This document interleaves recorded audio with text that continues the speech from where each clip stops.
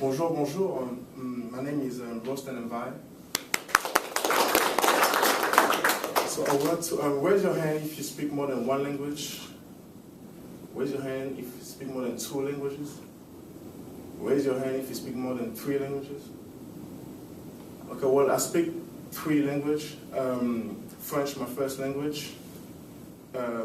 English, my second language. And my third language is from my mom's side in Cameroon, Africa, like a dialect. It's my third language.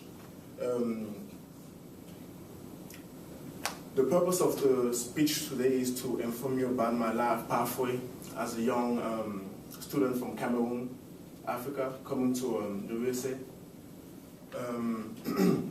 I will tell you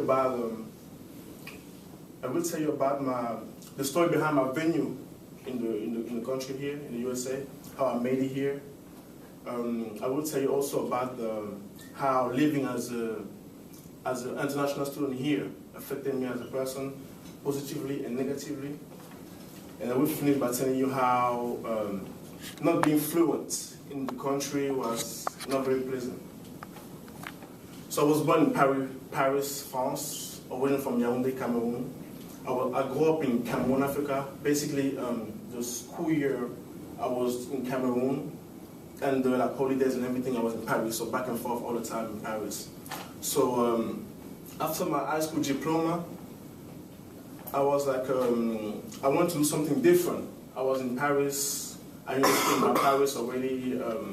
I was in school over there. I was bored. Like, I like to discover new stuff, different cultures. So I was like, okay, I'm going to try and maybe move to USA and see how it's going to be. So I called my cousin, the only person I know here in the USA. He told me the party was good. It's actually like the American Pie movie. So he didn't have me to say like any more words. The next day I was already applying for school in Arizona. I was okay, I'm going to come there. And also, I don't like the snow. I hate the snow. That was something I hate. So I was like, there's no winter here. Everything is hot. It's really hot. I was like, okay, I'm going to come there. But actually, coming here was not as easy as I thought it was going to be. I got accepted to Pima 2 years ago. It was good, a good school, but I had to start all over because the differences of the system, just the language and everything. So I had to come back from zero as a freshman. But I already did like 2 years in France. So it was a little, it was a little unpleasant because I was like, okay, I did all that already and I have to do it again. And the tuition was enormous as an international student, enormous. So I had to actually work full time to afford to pay the actual tuition. I had to do like English classes, heavy English classes, nighttime and daytime. I had to do like the real classes was daytime and full volume of English nighttime.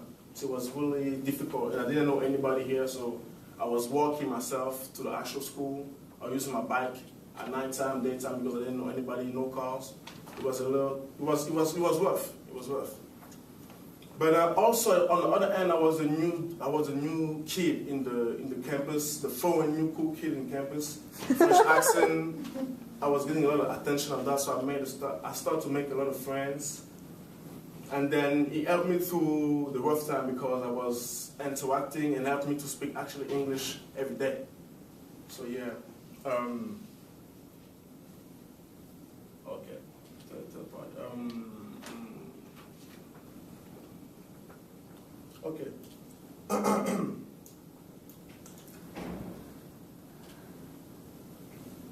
Being not fluent in English was it wasn't pleasant. It was a terrible experience. It was a funny experience, but a terrible experience at the same time because when I got accepted to Pima, I went to the office to have my paper stamped.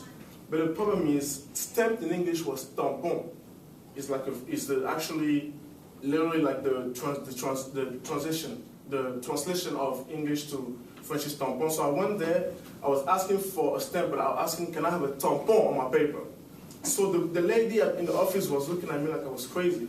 But they told us that when you don't know a word, you have to actually use your language word, maybe because sometimes it's the same. So just use the same word. So I was like, can I have a tampon? But I was speaking with my hands because I was not a good English speaker. So I was, can I have a tampon on my paper? And everybody started laughing around. And I thought I was crazy. And she looked at me like, okay, I know what you're saying because you're speaking with your hand. But a tampon is not that. That's a step. And then she stepped my actual paper. And since that day, I was working with a little dictionary in my pocket all the time. Like a little one all the time. So as soon as I have a problem, I would just open it, just hold it, open it, and just say it. So yeah, it was very funny.